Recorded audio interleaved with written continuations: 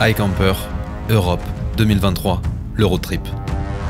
C'est 10 jours, perdus au milieu de la chaîne des Pyrénées. Nous partons de Bagnères-de-Luchon, à mi-chemin entre l'océan et la Méditerranée. L'objectif est de longer la frontière séparant la France de l'Espagne par les crêtes des montagnes, jusqu'à rejoindre la Méditerranée, son eau turquoise et ses criques isolées. Nous avons pour première mission de relever ce défi et d'arriver intacts. Les paysages grandioses et les sentiers escarpés mettront à l'épreuve nos compétences de conduite tout-terrain et notre esprit d'équipe. Notre deuxième mission, c'est de documenter cette aventure, créer du contenu photo et vidéo qui serviront à nos sponsors pour tous leurs médias sur les 2 prochaines années.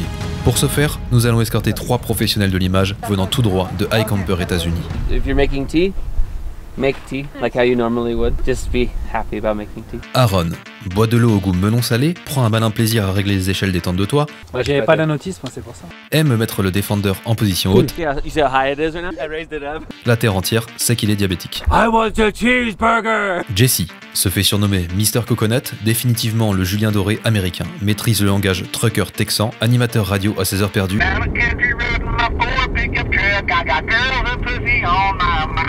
Aime le mot fromage. Fromage de chèvre. Fromage. Fromage. Ryan. Tout le monde pense au soldat Ryan pour se souvenir de son nom. Filme avec des grosses caméras, porte un bonnet en toutes conditions, met des chips dans ses sandwichs. Okay. Dans cette aventure, nous serons aussi accompagnés par 3 membres de l'équipe iCamper France. Nicolas, multimillionnaire grâce à son jeu de cartes Non-Jiva. Éplucheur de patates, géomètre en découpage de pizza, habilité premier secours. Il n'y a pas des sorcières, genre des femmes qui pratiquent la magie de sorcellerie. Benjamin, n'était pas au courant que sa doudoune était rouge, ami de Elon Musk et donc premier français à détenir le Starlink. Ping. La légende raconte qu'il aurait touché un avion en kitesurf. Loïc, franco, Moi je suis normand à la base. chilieno-mexicain, aussi appelé Tonton Loïc. Et ça te fait quoi Loïc d'avoir un neveu?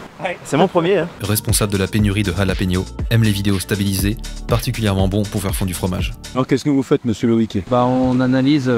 Dans le Hilux, et je crois qu'il sera tombé amoureux de ce modèle, on retrouve Mathieu, invité en tant que photographe sur l'événement. Neuvy, qu'au lever et au coucher du soleil, retouche ses photos plus vite que son ombre, poste des stories avant tout le monde, a tenté de voler la moto électrique de Benjamin. En gros, il y a que des mecs qui prennent des photos et des vidéos, il fallait donc la famille modèle. C'est là que Frenchy on the Road intervient. Jeff se demande quand est-ce qu'on prend l'apéro. Le vigie de l'expédition avec sa matraque qui filme. N'a jamais cessé de sauter dans les flaques d'eau ou monter sur les rochers, son Ford Ranger emporte les traces. C'est que de l'eau. À la base c'est de l'eau et des fruits. Je pense que ça va bien les désinfecter à mon avis. Tu dors avec moi ce soir. Et je dors nu moi. Alaric, futur overlander prometteur, n'hésite pas à lui dire s'il parle trop. On doit faire un tournage et un shooting photo. Comment? Oui, je suis détaché. Ok, ça marche, on est détaché. A tenté en vain d'incendier le campement avec sa pierre à feu, aime les rognons blancs, maîtrise la galette bretonne. Et Alexandre, il dit que je suis le fils de son père. Agnès, notre maman à tous, a suffisamment de nourriture pour 6 mois, experte en gestion des stocks, aime le rosé après minuit. Moi? Oui. Génère 5 pizzas en 10 minutes, peut te faire un sandwich ou une psychothérapie au choix. Ne te cache pas, Agnès. Tu ne pourras pas y échapper. Ah, j'allais en oublier un. Denis ne sait pas qu'il est le cuisinier officiel de l'aventure. Quel est ton rôle, Denis, dans cette expédition? Je sais pas trop. S'était équipé pour une expédition pôle Nord, se fait du thé avec l'eau au goût melon salé de Aaron, apprécie le foie gras sur la brioche le matin. Par contre, j'aime pas la confiture de figue avec. Ça, c'est moi. Eh, vous avez cru que j'allais parler de moi comme dans un film ou comme dans toutes ces vidéos débiles? Je pense que vous me connaissez, ou que vous aurez l'occasion de le faire à travers mes vidéos. Et si à moi, elle est rarement très loin. Caroline, et vous avez forcément eu l'occasion de la voir dans certaines de mes vidéos, et quand vous ne la voyez pas, c'est bien souvent parce que c'est elle qui est derrière la caméra. Sans elle, tout ça ne serait pas possible, et je ne pourrais jamais suffisamment la remercier. Et d'ailleurs, je crois que c'est bien la seule qui ait fait autant de sport durant cette expédition, sans arrêt à courir derrière ou devant les 4x4 pour vous faire toutes ces belles images. iCamper, Europe 2023, le road trip. Bienvenue dans le 3e épisode de notre série iCamper Europe 2023, le road trip. Si vous avez manqué les premiers épisodes, allez les voir tout de suite ou laissez-moi vous remettre à jour. Dans le premier épisode, nous avons plongé dans les préparatifs de ce road trip palpitant. De l'organisation avec l'équipe iCamper à la planification minutieuse de notre itinéraire, ses points de passage et ses zones de campement, rien n'a été laissé au hasard. Notre arrivée sur le camp de base signe le départ de l'épisode 2. Nous y avons fait les présentations, le premier ravitaillement qui était une première dans un magasin français pour l'équipe américaine. S'en est suivi une première ascension sur les routes accidentées d'Ariège jusqu'à franchir la frontière espagnole et atteindre notre premier sommet. Cette première journée nous a donné un avant-goût de ce à quoi nous attendre sur cette aventure. Et le moins qu'on puisse dire, tout ne se passe jamais comme prévu. Nous avons eu l'occasion de faire nos premiers tours de roue dans la neige et nous nous sommes quittés dans le précédent épisode à la rencontre d'un chemin un peu plus enneigé. Bon visionnage.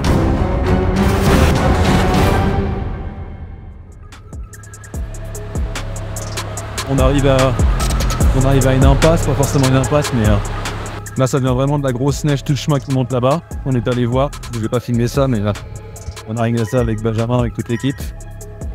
Ce qu'on se disait, c'est que soit ça passe, soit ça casse. Bon, ce qu'on va essayer, c'est qu'on va essayer, quitte à être là. Avant de faire demi-tour, on va essayer, mais vous voyez, quand je marche, ça m'a l'air d'être très profond quand même. Donc je vais essayer, mais je ne garantis rien. Bon, là, c'est vraiment super profond. Je pense que ça va être impossible parce que ça continue tout du long comme ça là-bas. Là, le pied s'enfonce complètement dedans.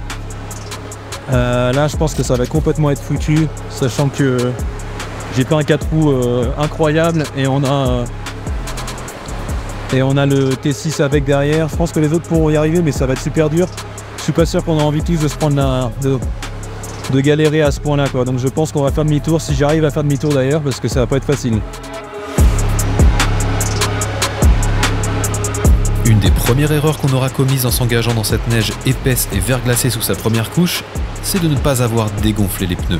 Sur de la neige, je roule habituellement à environ 1 bar, ce qui améliore grandement la motricité. On ne va pas se le cacher, on s'était quand même douté que ça allait être quasiment impossible que tous les véhicules passent par là, mais pour l'expérience, on y est allé tête baissée.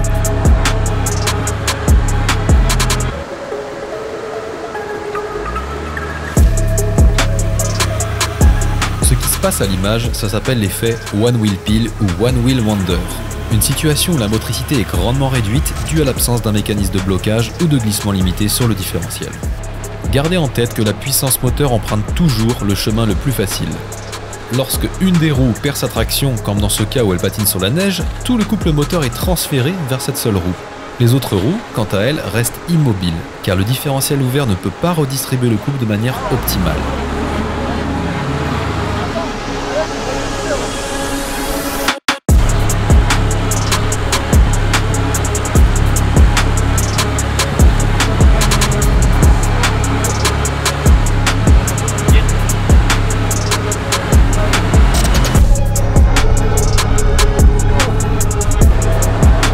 La seule chose qui peut vous aider dans ce type de situation avec des gros écarts d'adhérence entre chaque roue, c'est un système de blocage, quel qu'il soit. Le traction control est aussi en mesure de pallier à ces situations en tentant de freiner la roue qui patine via le contournement du système ABS.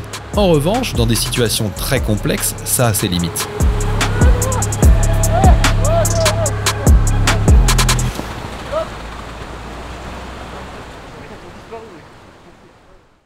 Les conditions de cette nature instable et puissante nous rappellent que la prudence est de mise. Nous rebroussons chemin, la neige est trop profonde et cache sous sa surface une réelle couche de glace la rendant extrêmement glissante. Autant dire que le T6 équipé en pneus route n'aurait eu aucune chance non plus d'y progresser. Dans de telles situations, il est important de prendre des décisions responsables. La sécurité de notre équipe et la préservation de nos véhicules sont primordiales.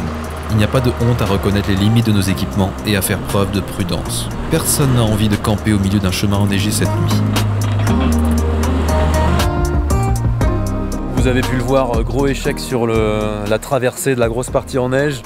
Là, ce qui me manque clairement, c'est un différentiel à glissement limité. En fait, il n'y a pas ça sur le CR-V et du coup, j'ai les roues qui patinent. Et enfin, j'en ai une roue qui patine et aucune propulsion qui part sur les autres roues. Donc du coup, je sers à rien, j'avance pas. Et la seule chose qui m'aide et qui fait que j'ai réussi un petit peu à avancer, mais c'est juste le fait d'être rehaussé, de pas accrocher, d'avoir les pneus hâtés. Mais sinon, c'est catastrophique, quoi. Je peux vraiment pas avancer. Et si moi, j'y arrive pas, le T6 risque de pas y arriver non plus. Et ça risque d'être super hardcore derrière parce qu'après, ça continue à monter en termes d'altitude. Yeah, exactly. Yes, exactly. Yeah. To take breakfast and picture, I think video, etc. Yeah, it's definitely awesome in this little spot. Yeah. But if we're all sitting there, Yes, not good. yeah. Not the best. We just had to back down a road. Yes. We went up that one. It said like cabin something. Okay. And we went up to the right and we went way up. We were like way up into the side over Really? here. Yeah.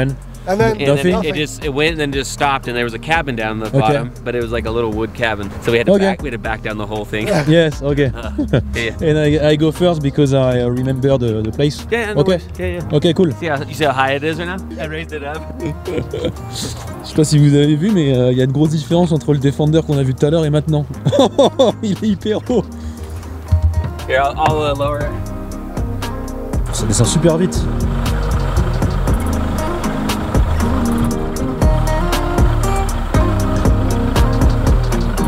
Impressionnant.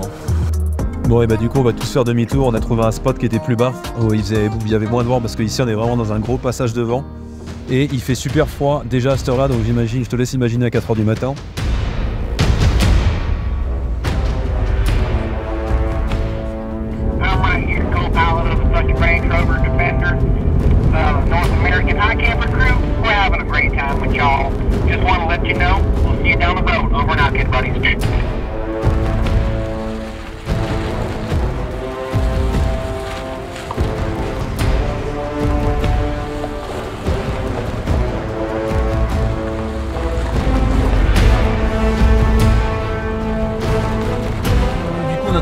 On avait trouvé un petit campement, un petit endroit qui était assez sympa face à la cascade, mais il y a beaucoup de bruit et vu qu'on est très nombreux, on ne sait pas si on aura la place de s'y mettre, donc on va continuer pour essayer de revoir le premier spot qu'on avait vu. Après nos mésaventures dans la neige, on a enfin trouvé un petit endroit bien sympa pour faire le campement de ce soir. On est juste à côté d'une cascade que vous voyez ici. C'est vraiment magnifique et surtout on est beaucoup plus à l'abri du vent. On était tout à l'heure dans la vallée entre deux montagnes. On était vraiment en plein dans le courant de vent principal et il y avait de la neige surtout à cet endroit. Donc si on était resté là, il y a de fortes chances que demain on se soit réveillé complètement enneigé et que de surcroît ça devienne très compliqué de sortir, comme vous avez pu le voir, de la neige. Donc là ce qu'on va faire c'est établir le campement, tout installer, tout sortir. Ici ils ont sorti la ExoShell, donc le haut vent rigide 270 degrés de iCamper, qui est le premier haut vent 270 degrés, donc on appelle aussi Batwing, mais avec une coque rigide du marché, en tout cas à ce que je sache. Et puis de toute manière je pense qu'on va passer une bonne soirée et puis se faire une bonne bouffe ce soir.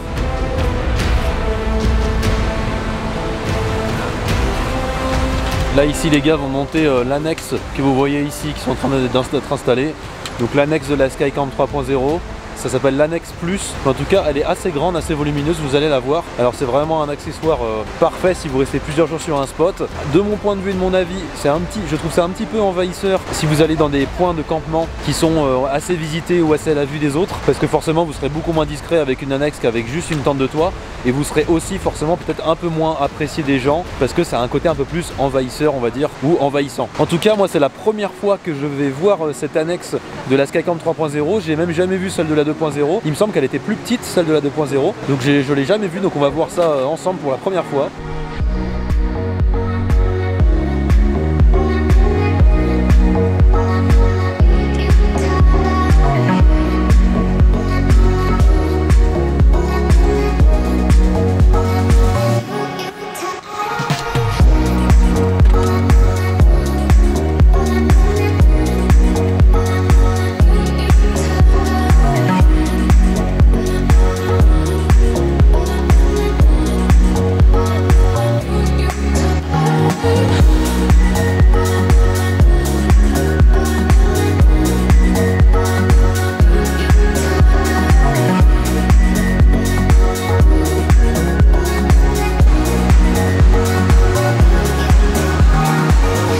Ouais, là-dedans c'est énorme.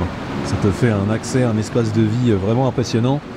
Et le gros avantage c'est que toutes les personnes du coup qui vont être ici, tu es complètement à l'abri du vent.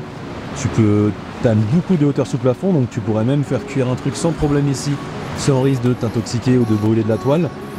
Et ouais, tu as quand même un bel espace de vie privée on va dire, d'intimité et à l'abri des éléments. Même des situations comme de la neige, du vent ou de la pluie, tu as vraiment un espace de vie quoi, donc c'est vraiment top. Après, est-ce que je dirais que c'est recommandé pour une nuit? Peut-être pas, c'est peut-être un petit peu beaucoup d'installation pour une nuit, mais sinon c'est pas mal du tout.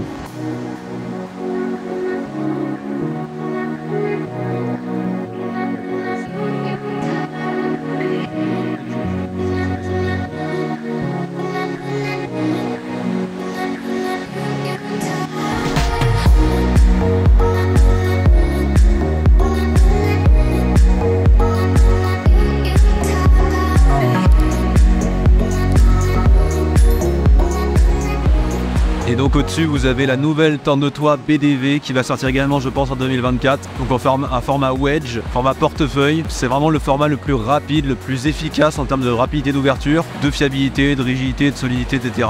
Vous avez également un aérodynamisme qui est plutôt pas mal et une prise de vent assez réduite quand elle est ouverte parce que du coup vous avez encore moins de toile en quelque sorte que sur les formats extensibles comme j'ai. Vous voyez, voilà, il y a beaucoup plus de toile qu'ici, donc ça c'est vraiment le format le plus rapide à déployer, mais qui a aussi moins d'espace pour dormir parce que forcément tout votre espace sur votre toit sera votre espace pour dormir. Il n'y a pas d'extension, on ne peut pas l'étendre comme sur les Skycam 3.0 et 3.0 mini. Toute la surface du toit devient votre surface couchable. Bon, je viens d'allumer les Baja Design Squadron Pro en lumière d'appoint de campement. Donc, comme vous pouvez le voir, ça fait une très bonne lumière sur toute la surface. Donc là, tu peux clairement éclairer un campement, même si le camp n'est pas juste là. Mais tu vois ici, c'est parfait, t'as vraiment une belle lumière.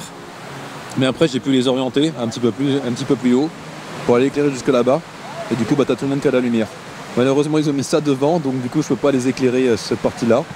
Mais donc vous voyez un petit peu la luminosité que ça crée. Donc c'est assez énorme.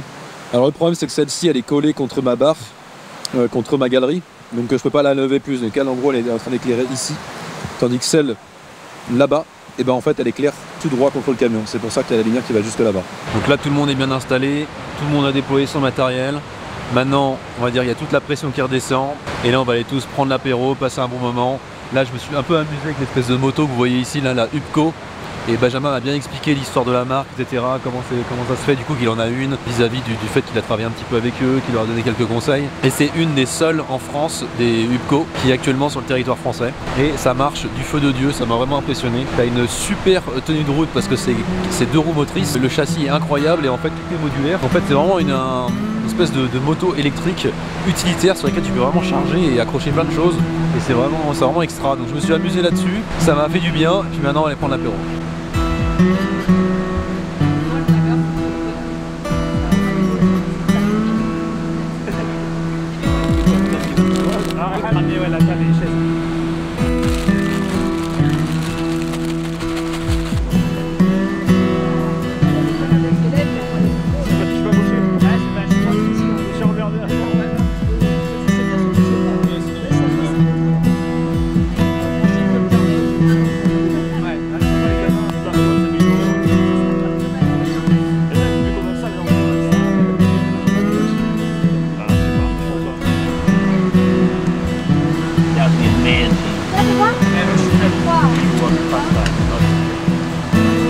Le grand luxe. Il y a besoin, il y a du chili. Et j'ai pas de boîte pour mettre oui, je disais avec le Starlink, du coup, là en fait on a 65 mégas en débit descendant, donc c'est complètement énorme et c'est largement suffisant pour ce que j'ai à faire avec Gaia GPS. Parce que sur le tracé, j'avais planifié d'aller jusqu'à 2400 mètres d'altitude et autant dire que là on était quoi, à 1500 je pense. Donc du coup, là je vais reprendre tout le tracé et essayer de modifier tant bien que mal en essayant quand même d'avoir quelque chose de sympa avec des paysages et des belles vues. Un itinéraire qui passe par des campings, on va dire au moins 2-3 parce que c'est possible qu'il y en ait quelques-uns qui soient fermés dans cette période-là. Qu'ils soient complets, il y aurait des doutes, mais qu'ils soient fermés en tout cas probablement. Et donc du coup au moins demain on pourra se poser dans un camping, recharger l'eau, recharger des batteries, se doucher avec de l'eau chaude. Donc voici le défi du soir avant d'aller se coucher et avant également d'aller mettre la toile d'isolation hiver de iCamper qu'on n'a jamais testé, du coup qu'on va tester aujourd'hui pour la première nuit.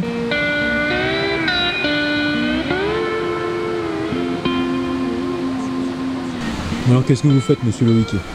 On analyse que ça marche bien parce que là ça commence à chauffer. Ouais, ça chauffe. Ouais, il fait 0 degré. Mais c'est bizarre parce que là on n'a pas mis le mode et quand on met le mode j'ai l'impression que ça chauffe. Donc là ils sont en train de tester le chauffage Wave 2 de EcoFlow. One eternity later. On verra demain matin si ça va fonctionner. Ça marche pas, ça marche pas. Tout ce qui se trouve ici pourrait faire office de congélateur de haute technologie puisque la température est de -50. On se retrouve dans la Skycam 3.0 mini. Comme vous voyez, le décor a un peu changé. Je sais pas si vous vous en rendez compte, surtout avec tous les zigzags que fait la caméra avec la tanche frontale. Mais du coup, je viens tout juste d'installer la toile d'isolation hiver dans la tente parce que là, du coup, il fait assez froid. C'est une toile très imperméable, très opaque, assez épaisse et assez lourd, le sac est assez lourd de la toile. Et en fait voilà, ça se tenait vraiment sur toutes les fixations qu'il y a en fait d'origine. Donc en fait la toile est quand même vachement bien tendue, vous voyez au niveau des coins. Alors c'est vachement bien tendu, hein. Pour le coup à mettre, il y a certains endroits où c'est un petit peu dur, il faut un petit peu forcer. Vous voyez, tout est vraiment bien tendu au niveau des coins, donc c'est vraiment bien adapté. Enfin, en fait, on voit que c'est pas un équipement qui a été ajouté au dernier moment après, mais en fait, il y a déjà des fixations qui ont été pensées qui ne servent qu'à ça en fait. Et c'est vrai que je me demandais pourquoi est-ce qu'il y avait plein de trucs qui se trimballaient à certains endroits et tout. Je savais pas trop à quoi ça servait. Moi, j'accrochais ma torche dessus et des trucs comme ça. Et en fait, là, j'ai compris du coup à quoi servaient tous ces trucs-là. Et ce qui est bien, c'est qu'en fait, ils ont laissé des zips du coup sur chaque fenêtre. La Sky View au-dessus, donc tu peux même continuer d'avoir accès au ciel de toit, on va dire. Toutes les mêmes coutures en fait que la toile d'origine. Tu vois, tout est pareil, sauf que c'est une autre toile que tu mets dedans. Un truc qui est vraiment bien, je sais pas si on va s'en rendre compte, mais en fait, ça c'est le matelas, en fait, avec notre couverture. En fait, vous voyez, ça passe sous le matelas. En fait, ça passe en dessous le matelas et ensuite ça se remet comme ça. Donc en fait, ça borde tout ton lit, ça passe sous les pieds, etc. Et donc ça va vraiment isoler tous les endroits où il y a de l'air qui peut passer. Donc là, on va vous laisser là, on va se coucher. J'espère qu'on va bien dormir, qu'on va pas avoir froid cette nuit parce qu'il fait quand même froid là. Comme vous avez pu le voir, il y avait de la neige juste avant, donc forcément il fait pas 40 degrés.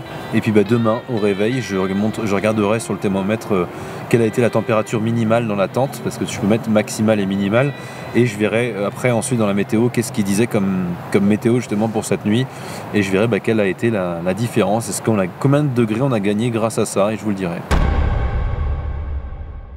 Et puis tout d'un coup je vois une petite guinguette avec la lumière, un homme tout nu. Bah pas encore, mais attends, ça va. Encore, voilà. Bouge pas. Ouais les amis, Frenchy, non, ça j'en ai marre de... Frenchy on the road. Oui, j'allais dire Jeff on the road. Bah tu peux dire Jeff, ouais, tu peux Jeff on the road. Dis ce qui t'arrange au pire. Les amis Frenchy on the road m'ont fait une petite tisane, une petite infusion pour le sommeil. Donc je découvre une petite guinguette. Ici donc du coup pas mal de produits du terroir. Ah oui, notamment lui qui est bien du terroir. Ah oui, je suis un vrai terroir. Terroirien. Terroir. Ouais, c'est ça. Et là en plus on me propose des petits brownies avec la tisane, donc autant dire que je vais rester du coup, hein, je vais pas partir tout de suite. Donc voilà, ils sont leur setup, vous avez eu l'occasion de voir tout à l'heure rapidement soit dans cette vidéo, soit dans la précédente vidéo. Et puis on fera un rig walk around. Ouais, un van tour. Un van tour. Parce que son installation est vraiment sympa. Et tes lumières là, je me demandais, parce que vu que tu les as allumées depuis très longtemps, elles tournent sur une seconde batterie? Non. Batterie principale du véhicule. Et pas de problème, tu peux les laisser tourner très longtemps. Je sais pas, on va te dire ça. Ok, ça marche. On verra demain matin. En général. Ce qui est bien, c'est qu'ici, au pire, t'as du choix pour les pinces, quoi. J'ai des pinces crocodiles dans. Voilà. Après, tu choisis quel véhicule va te chanter, quoi. Non, c'est de la LED, donc c'est ce qui est vendu avec le hardtop. D'accord, donc théoriquement, ça devrait tenir. Ouais, ça devrait. Moi, je suis encore en train de tester les lumières, du coup, j'essaie de voir un peu combien de temps ça peut durer, mais vu que c'est pas une batterie à déchargement lente, le problème, c'est que si je la descends vraiment trop, je risque peut-être de la fusiller. Pour l'instant, mais après, je teste quoi, je teste d'un côté, je verrai bien. Le mieux ce serait de mettre du lithium. Tu testes, mais tes voisins ils te détestent. Ouais, ils me détestent. Bon, en tout cas, c'est comme ça que va se finir la soirée pour nous. Petit brownies, petite tisane, et puis après je vais dans leur tente. Tu dors avec moi ce soir? Voilà. Moi je vais de l'autre côté. Et je dors nu. Moi. Tu dors avec le chien? Ouais, toi avec le chien et moi avec Henri. Bon, et bien bonne nuit tout le monde, et on se retrouve demain matin au petit déjeuner.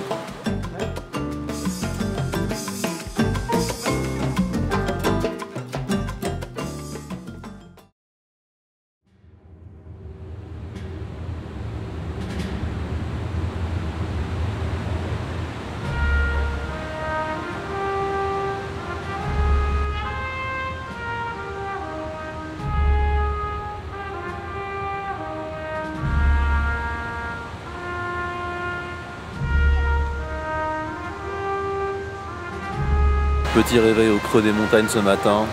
Il a fait assez froid cette nuit. Je sais pas quelle température il a fait dehors. Je sais pas si c'est descendu sous les zéros, je pense pas, j'ai un doute. Et en tout cas, avec la toile d'isolation d'hiver, mon thermomètre a affiché 7 degrés en température minimale dans la tente.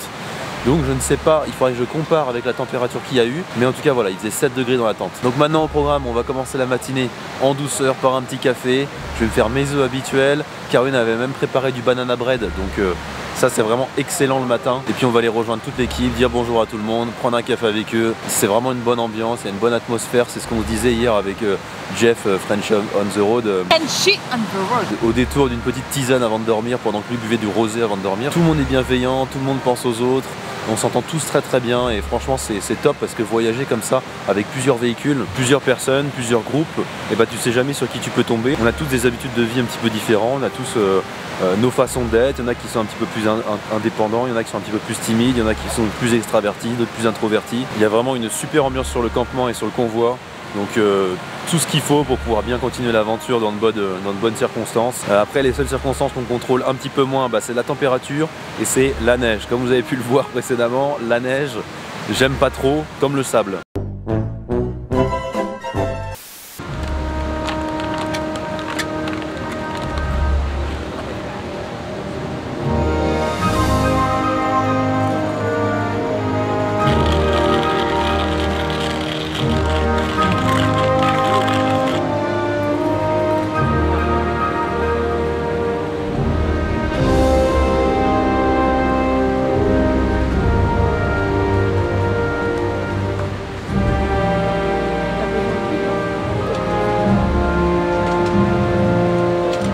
Il y a tonton Benjamin qui va m'offrir les œufs de ses poules. Les œufs de poule. Ah, regarde, ils sont parfaits. Ceux-là, ils sont artisanaux. Ils sortent de l'industrie. Ah la vache, perfection. T'en as combien des poules? 4. 4, ouais. Et t'en fais combien Entre 3 et 4 par jour. Ah ouais, quand même. Ah ouais, c'est énorme. Bon, t'en achètes jamais du coup? Ah bah non. Ah, on en donne à tout le monde. Ah ouais, c'est génial. Ah oui, 3-4 par jour. Et là, toi, t'arrives à partir 3-4 jours. Bah tu mets du gras en fait, hein, tant qu'elles ont du gras. Et t'as pas besoin de les rentrer par contre, toi? Ah non, ouais, elles sont à l'enclos. Ok. Il n'y a pas de risque qu'elles se fassent attaquer ou truc comme ça? Complètement. Ah oui, ok, d'accord. Ah, et t'arrives à développer une relation avec tes poules ou... Ouais. Ok, ouais. Quand on les appelle, elles viennent. Ah, c'est trop marrant.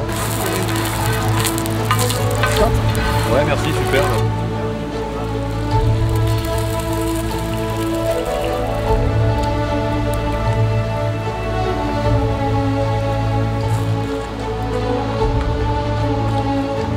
Pas bon les œufs, Benjamin. Lequel? J'ai même pas mis de sel. Bah, tu sens qu'ils sont riches, quoi. Nous levons le camp après cette première réelle soirée tous ensemble. Nous avons partagé des moments de convivialité, d'échange et de rire, renforçant notre esprit d'équipe.